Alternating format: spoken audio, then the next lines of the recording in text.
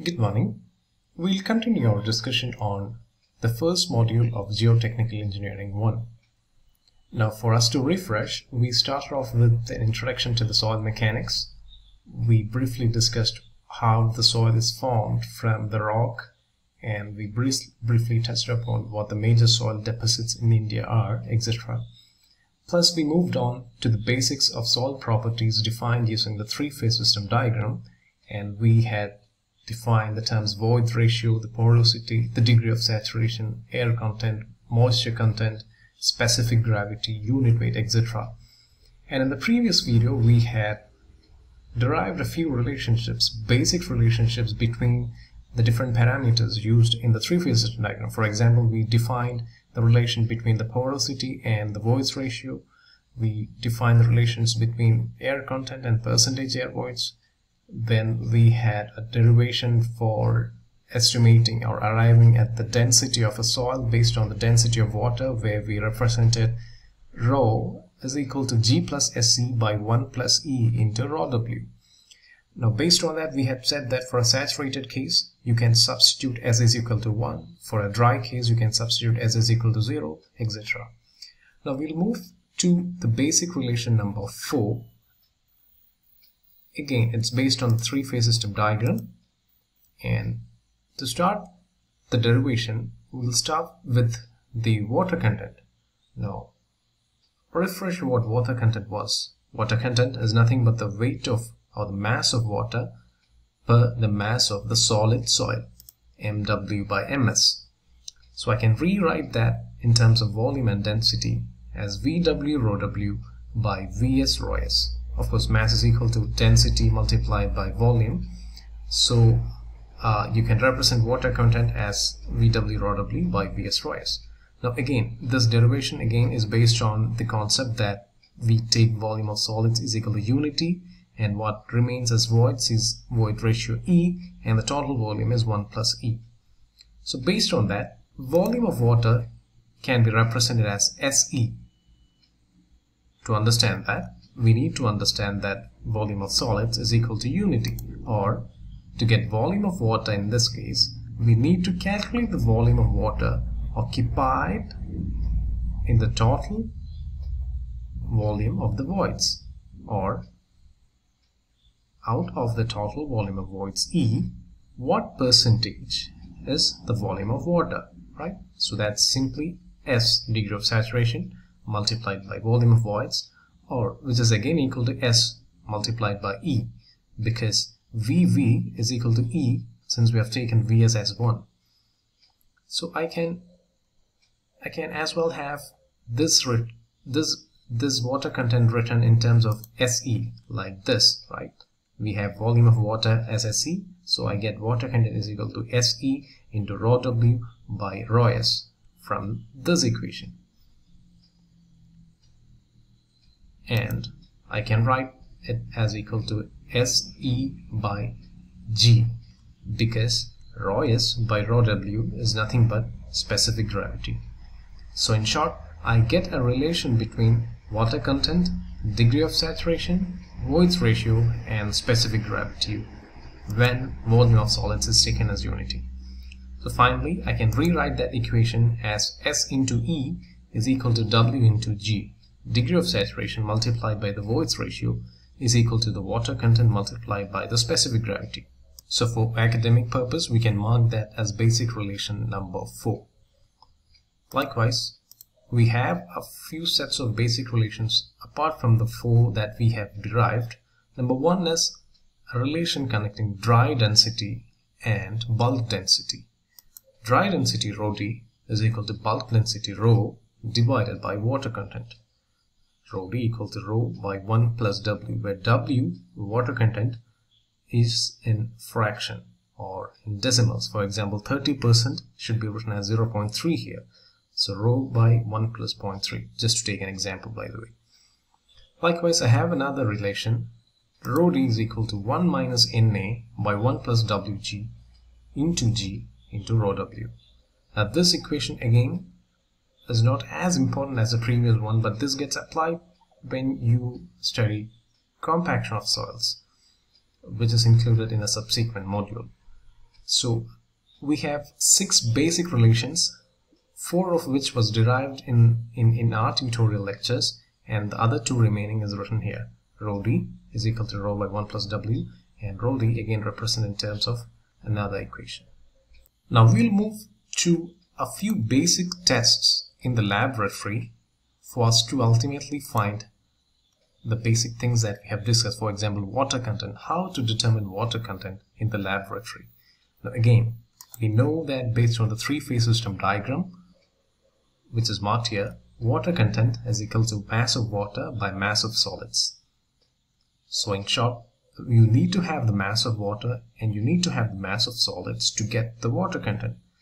So let's take a case where you go out to the field, take a chunk of soil, a handful of soil, which is not saturated, but it's wet, which means you have soil, you have water, and you have air. And in that case, when you keep that in the oven for 24 hours, what you get is something like this, defined by the 3-phase. Water gets evaporated, or at least the gravitational water gets evaporated, and what remains is the solid soil and the air. So Ms, Mw, Ma gets converted to Ms plus Ma. In short, the weight of the substance that got reduced is equal to the weight of the water. Mw has evaporated. Ms will remain the same because you can approximately take mass of air as equal to 0. So when you keep this system in the oven and the next day after 24 hours, when you take it out, what you get is this system. So for that, you have usually a standard container like this, and you take a chunk of soil, a handful of soil, and keep it in the container, and the container is kept inside the oven. And the next day you come out and take the soil sample and weigh it.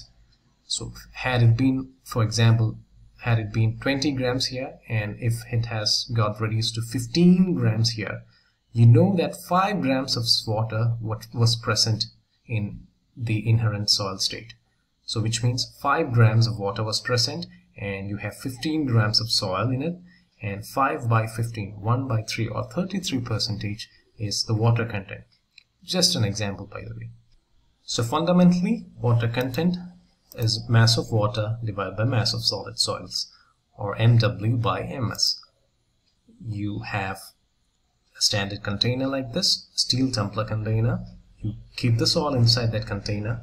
Usually you take 3 sets of such containers and you keep 3 samples in the oven and take the average value of all the moisture contents thus determined, because you don't want to have an experimental error if you take just 1 sample. So you take 3 samples, take the average water content. Now the procedure is quite simple, quite intuitive. A table is represented here. You get the mass of the container first, add soil to it, and you get the mass of container plus the moist soil, which I've marked as B. Mass of container is A. Now you keep that in the oven. The container and the moist soil is kept inside the oven, and the next day, which is technically after 24 hours, you weigh the assembly again, where you get mass of container plus dry soil. So I've marked it as C. So you have 3 masses here.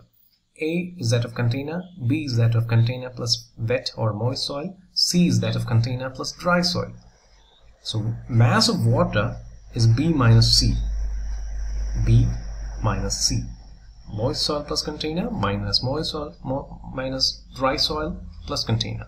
So the difference between these columns is nothing but the mass of the water. The mass of the dry soil is C minus A.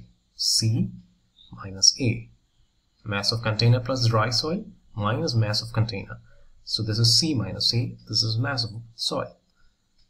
And water content is nothing but mass of water by mass of soil. Mw by Ms. Like I said, you don't limit your experiment with just 1 sample. You take at least 3 samples. You will get correspondingly 3 moisture contents or water contents, and you report the moisture content as the average of these 3 values. The next simple test that you can do is to find the specific gravity using what is called as a pycnometer. Now, a sample pycnometer is shown here as a photograph, and to get the specific gravity of soil using pycnometer, again, you just have to have the pycnometer and solid soils plus water plus a weighing balance.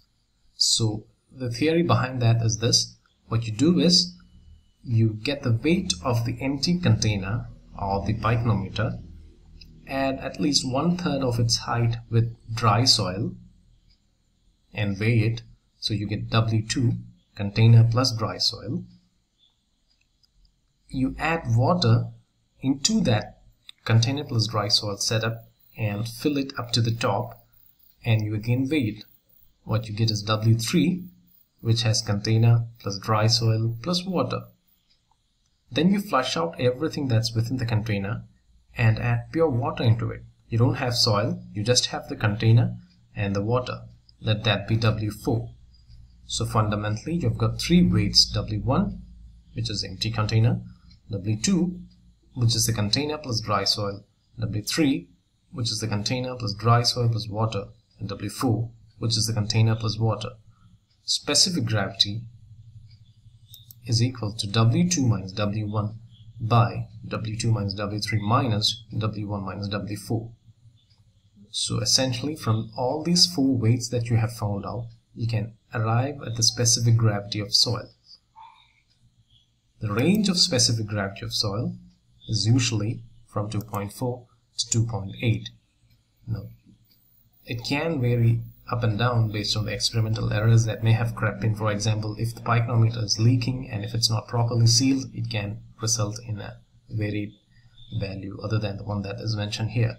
Or if the weighing balance is not quite sensitive, etc. These are certain experimental errors which can have a result that gets reflected into a change in the range of value.